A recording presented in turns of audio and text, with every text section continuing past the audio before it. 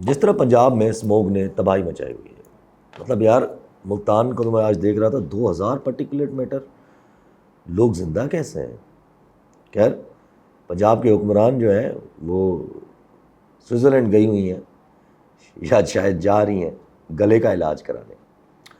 اسی طرح ہمارے ملک کے سیاستدان اور جو اس سسٹم کو کنٹینیو رکھنا چاہتے تھے ان کے بھی دماغوں پہ اب اسموک چھا گئی ہے۔ وہ نوبت آ رہی ہے جہاں مجبوراً راستہ دینا ہے یا سب کچھ ہی تباہ کرنا ہے یا پہلے سے ہی پلاننگ کرنی ہے۔ وہ نوبت آ چکی ہے اب، یا تو پہلے سے پلاننگ کر کے کچھ نہ کچھ چیزوں کو ڈیمیج کنٹرول کرنے کی کوشش کریں، یا بالکل ہی راستہ دے دیں، یا سب کچھ ہی تباہ کر دیں۔ یہ نوبت آ چکی ہے۔ اب مجھے نہیں پتا کہ پرسنل انا ٹوٹی ہے ابھی تک یا نہیں، لیکن جو ہواری ہے ان کو دیکھ کے تو مجھے محسوس نہیں ہو رہا کہ پرسنل انا کوئی ٹوٹی ہے، اور ان کو دیکھ کے مجھے خوشی بھی بہت ہو رہی ہے جب سے ٹرمپ جیتا ہے۔ وہ کہتے ہیں نا کہ they are spitting fire right now, literally PTI کے سپورٹرز، وہ جو کٹر سپورٹر تو ہوتے ہیں نا پی ٹی آئی کے، جو گالیاں دینے پہ آ جاتے ہیں، ان کی طرح یہ لوگ بھی اب ریئیکٹ کرنا شروع ہو گئے۔ اب لوگ مذاق بھی بنانا شروع ہو گئے ہیں کہ بھائی ٹرمپ ابا ہیں تو ایک ہی ماں کی دو اولادیں ہیں وغیرہ وغیرہ۔ یہ سب بیچارے ہیں، ان پہ آپ افسوس کریں، اور کچھ کر بھی نہیں سکتے آپ۔ وہ عطا تارڑ صاحب کو دیکھیں، کہتے ہیں کہ فارن پالیسی ایسے نہیں ہوتی کہ ایک بندے کو چڑھایا جائے۔ ہم نے کب کہا سر کہ ایسے ہوتی ہے فارن پالیسی؟ ہم تو صرف اتنا کہہ رہے ہیں یا کہتے آ رہے ہیں، وہ بھی تقریباً 8 مہینے 1 سال سے میں یہ کنٹینیوسلی کہہ رہا ہوں کہ اگر ٹرمپ آیا تو دنیا کے جو حالات بنیں گے آپ کنٹینیو نہیں کر پائیں گے اس سسٹم کو، اور جس کو آپ نے جیل میں بٹھایا ہوا ہے وہ بحالت مجبوری اس کو جیل سے نکالنا پڑ جائے گا، نہ کہ فون کال پہ۔ اور اکارڈنگ ٹو تارڑ صاحب کہ اگر عوام کو نہیں پتہ فارن پالیسی نا تو کیسے بنتی ہے، جو تارڑ صاحب نے کہا، تو میرا تارڑ صاحب کو کہنا ہے کہ آپ کو بھی نہیں پتہ کہ فارن پالیسی کیسے بنتی ہے۔ خیر، لیکن وہ کہتے ہیں کہ ایک انسان چاہیے ہوتا ہے پاور کو توڑنے کے لیے، یا ایک ہی انسان چاہیے ہوتا ہے پاور سے سب کچھ توڑنے کے لیے۔ یہ موڑ کوئی دنیا میں پہلی بار نہیں آ رہا، اور بہت سارے ملکوں میں بھی آ چکا ہے۔ دنیا کے ہر اسٹیبلشمنٹ کے آگے یہ موڑ آ چکا ہے۔ اب وہ کبھی پیچھے ہو کے کھیلتے ہیں، پھر جب موقع ملتا ہے تو آگے بڑھ جاتے ہیں۔ ہمارے پاس ہوتا آیا ہے، لیکن کچھ ملک ہیں جن کے پاس تو اسٹیبلشمنٹ کا کانسیپٹ ہی ختم ہو جاتا ہے، اور کچھ ملک ہیں جو انہوں نے اپنا اسٹیبلشمنٹ کا کانسیپٹ بہت لیجٹمائزڈ کر دیا ہے، ملک کے قانون کا حصہ بنا دیا ہے۔ ٹرکی میں کسی زمانے میں اسٹیبلشمنٹ بہت اسٹرانگ تھی، لیکن ایک وقت آیا کہ تھوڑا اسپیس دینا پڑا، اور جب واپس لینے پہ آئے اسپیس تو بہت لیٹ ہو چکا تھا اور جگہ صحیح ہو گئی۔ اسی طرح ملیشیا ہے۔ پھر آن دی ادر ہینڈ ہمارے پاس ملک ہے تھائی لینڈ جیسے، جو اتنی ٹورزم ہونے کے باوجود بھی ان کی عوام غریب تر ہے، کیونکہ وہاں کی اسٹیبلشمنٹ کبھی پاپولر ووٹ یا ول کو ایکسیپٹ ہی نہیں کرتی ہے، اور اپنی ملٹری کو پراپر کانسٹیٹیوشنل طریقے سے سیٹس دلوا دی ہیں سینٹ میں تھائی لینڈ میں۔ اب تھائی لینڈ کے ریسنٹ الیکشن دیکھ لیں، وہاں سب سے بڑی پارٹی ابھر کے آئی تھی موو فارورڈ پارٹی، اور پھر اس کو نہ گورنمنٹ بنا دی، وہ ینگسٹرز کی پارٹی تھی، ینگ جنریشن کی، اور پھر اس کی سوچ بھی ایسی تھی، تو نہ اس کو گورنمنٹ بنانے دی، الٹا وہاں کی اسٹیبلشمنٹ نے موو فارورڈ پارٹی کو بین ہی کروا دیا۔ اب بیچاری نئی پارٹی بنا کے اپوزیشن میں بیٹھے ہیں یہ سارے کے سارے۔ پھر آتی ہے میانمار، جہاں آنگ سان سوچی نے ناک میں دم کر کے رکھ دیا تھا، اور پھر فائنلی اس کو جگہ دی گئی، پھر اس کی، لیکن اس نے بھی وہاں کی اسٹیبلشمنٹ سے ڈیلز کچھ ایسی کیں جو اس کے ہی نقصان میں آئی، اور پھر کچھ عرصہ وہ حکومت میں رہی لیکن کر کچھ بھی نہیں پائی، اور ایک وقت آیا جب اس کی پاپولیرٹی ختم ہو گئی تو ظاہر ہے ملٹری نے واپس ٹیک اوور کر لیا، اور آنگ سان سوچی بین دوبارہ ہاؤس اریسٹ پہ ہیں ابھی تک۔ لیکن ان سب ملکوں اور پاکستان میں زمین آسمان کا فرق ہے۔ نہ یہاں اسٹیبلشمنٹ ملٹری جنتا ہے، نہ یہاں اسٹیبلشمنٹ کی ابھی کوئی لیگل رول ہے جیسے وہاں سینٹ وغیرہ میں ہے۔ ہاں، تھوڑا بہت ایس آئی ایف سی بنا کے ہمارے پاس بھی ڈیسیجن میکنگ میں آ جاتے ہیں، لیکن ڈیسیجن میکنگ کسی کام کی نہیں رہتی، کیونکہ پاکستان ان سب ممالک جیسا ایسا ہے نہیں، اور پاکستان کی اپنی بہت ساری اور وجوہیاں ہیں۔ یہاں پہلی بات تو آبادی زیادہ ہے in comparison to all the countries, فوج بڑی ہے، نیوکلیئر کنٹری ہے، 4-5 ملک مل کے ہم ایک فیڈریشن بناتے ہیں، نہ کہ ہم ایک ملک ہے ہمارے پاس۔ خیر، آن دا ٹاپ آف اٹ اس وقت جو انٹرنیشنل لیول ہے اور جتنا پاکستان اس میں امپورٹنٹ ہے، اس وقت اتنا کوئی نہیں ہے۔ جیسے میں نے لاسٹ ٹائم کہا تھا کہ ہم سینڈوچ بن چکے ہیں ٹرمپ کے جیتنے کے بعد. اور اس سینڈوچ میں سے آپ سے تب ہی نکل سکتے ہو جب اپنے پاس اپنے ملک میں ایک اسٹرانگ لیڈرشپ ہو جس کو عوام کی سپورٹ ہو. اس کے علاوہ اور کوئی طریقہ نہیں ہے. اور جو دوسرا طریقہ سوچا جا رہا ہے وہ completely illogical, baseless and based on complete madness of an egotistical mindset ہے. یہ انڈیا فل آن ہاسٹائل موڈ میں جا چکا ہے. ایک طرف چھوٹی سے چھوٹی چیز جیسے چیمپئنز ٹرافی وہاں منع کر دیا, نہیں آ رہا. مطلب سوچیں کہ ایک ہفتہ پہلے منع کر رہا ہے وہ بھی میڈیا کے تھرو. یہ تو ویلیو دیتا ہے وہ ہمارے ملک کو. اور ادھر اسحاق ڈار صاحب اپنی کرسی سے اٹھ کے اس کے قریب گئے, جے شنکر کے پاس گئے اور پھر وہ تصویر چلا کے ہمارے جیو نیوز والے خبر چلا رہے تھے کہ کرکٹ ڈپلومیسی ہو رہی ہے. شرم بھی نہیں آتی, یاد ہوگا نا آپ کو. اور انہوں نے آپ کی ڈپلومیسی کا جواب یہ دیا ہے کہ جب پاکستان پوری طرح چیمپئنز ٹرافی کی تیاری کر چکا ہے, جب پاکستان اتنا خرچہ کر چکا ہے اسٹیڈیمز میں, آخری ہفتے میں آ کے میڈیا کے تھرو آپ کو انفارم کر رہے ہیں کہ ہم نہیں آئیں گے. اب کر لو گل.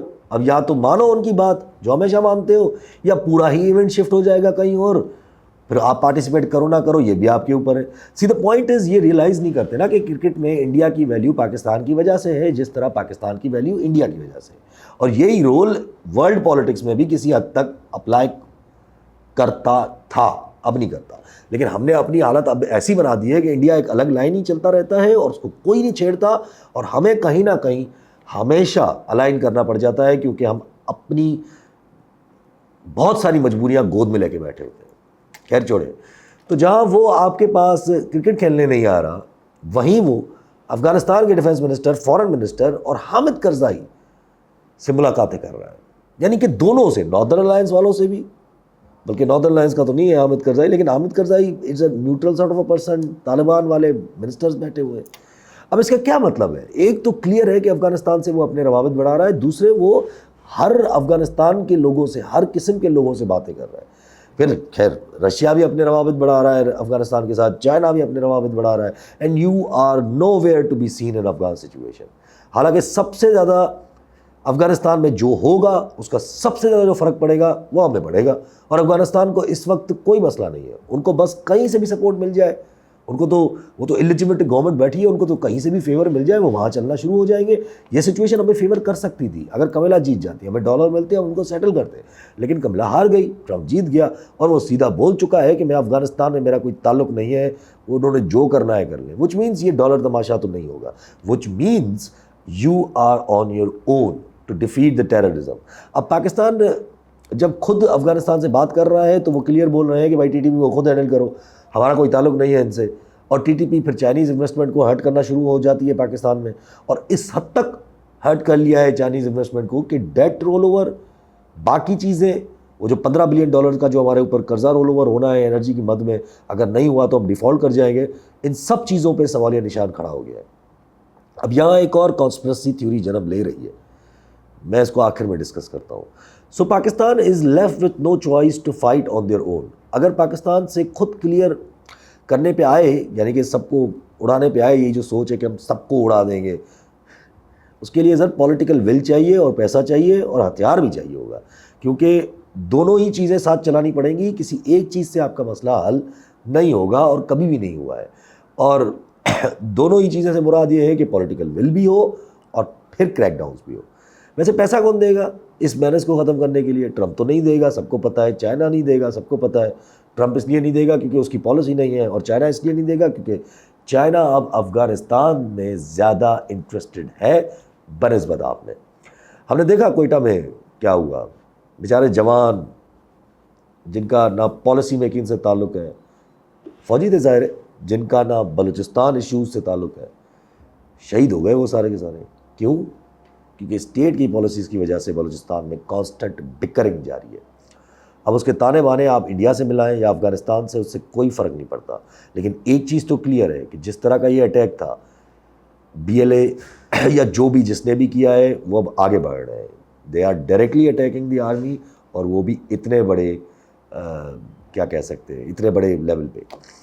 یہ سب چیزیں ابھی بھی حل ہو سکتی ہے. ملک میں ایک پاپولر ویو ابھی بھی موجود ہے اگر اس کو یوز کیا جائے. مگر پاور ہاتھ سے نکالنا اور اپنا ایگو ختم کرنا، یہی دو چیزیں ہیں جنہوں نے عظیم سے عظیم غلطیاں کروائی ہیں۔ میں بلوچستان پہ تو جا ہی نہیں رہا ہوں نا کہ وہاں کی اندر کی پاور ڈائنامکس کیا ہے، ادروائز وہاں آپ کے پاس اتنا بڑا الٹرنیٹو موجود ہے مارنگ بلوچ کی نظر میں، لیکن آپ کو نہیں پرواہ ہے۔ چلے اگر نہیں پرواہ تو اختر مینگل میں کیا مسئلہ ہے، یہ بھی میں ہمیشہ پوچھتا ہوں۔ اس لیے شاید اب مجھے محسوس ہو رہا ہے کہ اختر مینگل صاحب امپورٹنٹ ہوں گے اور امپورٹنٹ ہوتے نظر بھی آ رہے ہیں۔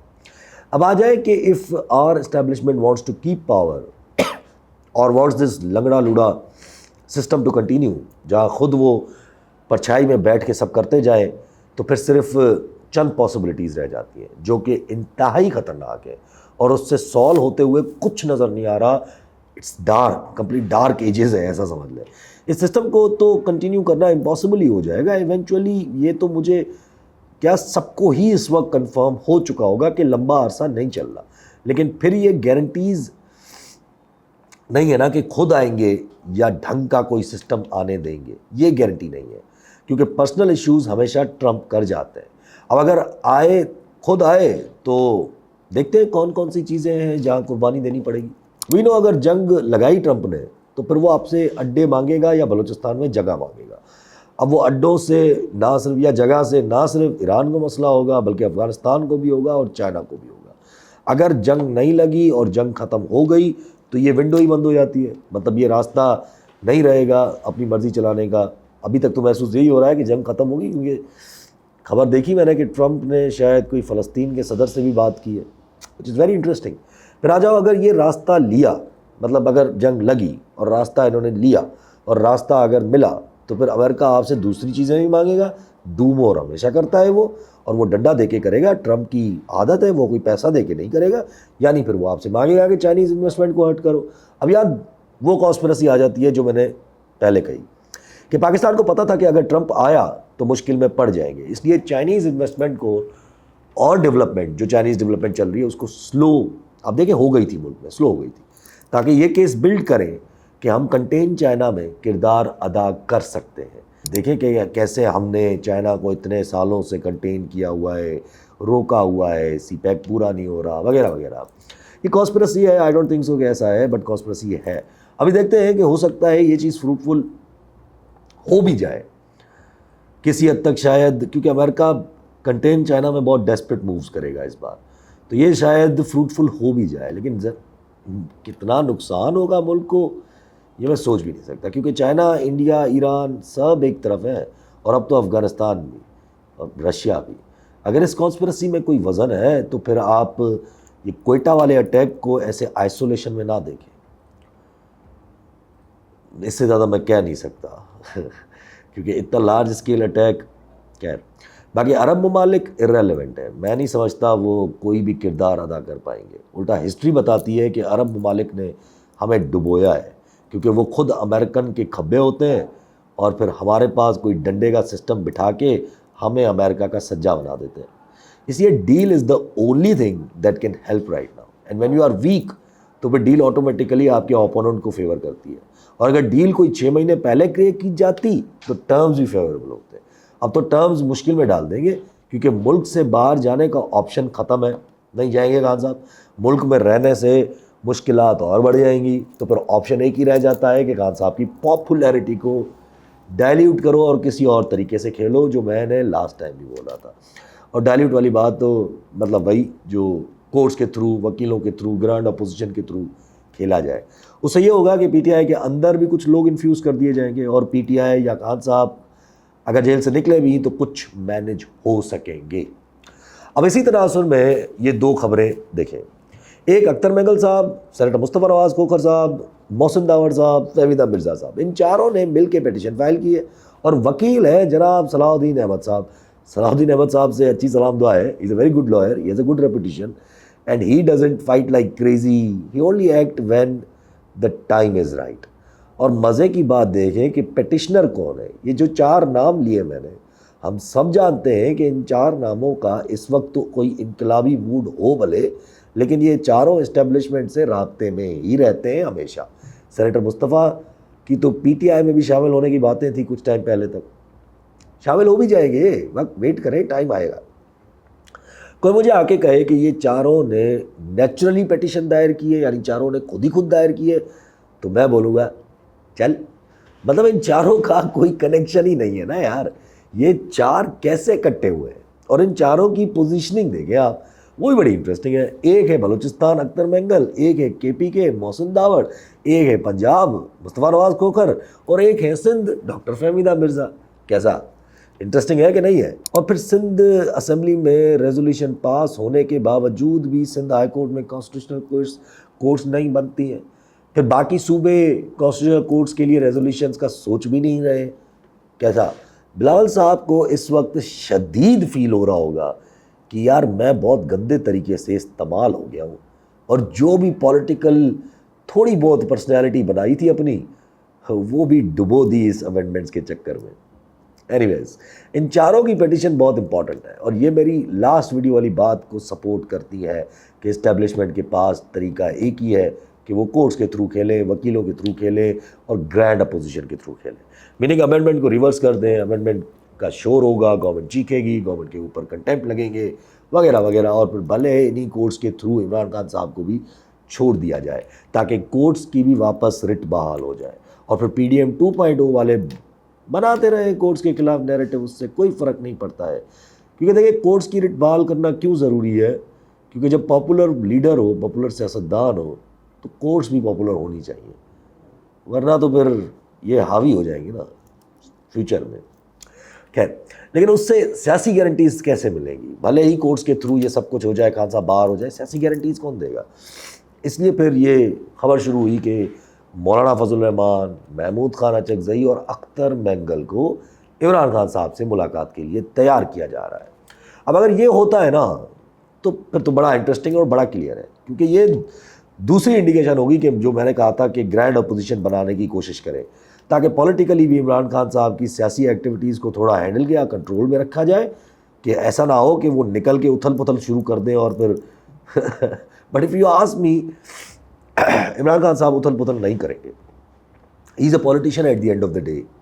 کچھ نہ کچھ ڈیل تو وہ کریں گے, لیکن جب خوف بیٹھ جاتا ہے نا غلط کام کرنے والوں کے دل میں, تو پھر وہ اس کا کچھ کر نہیں سکتے, وہ پھر نکلتا نہیں ہے اتنی آسانی سے. اس لیے اب جو خوف اب تک یہاں لایا ہے, اب اگر وہ اور آگے لے جاتا ہے تو ملک کا نقصان ہی نقصان ہے, اور اگر نہیں تو establishment has to go back.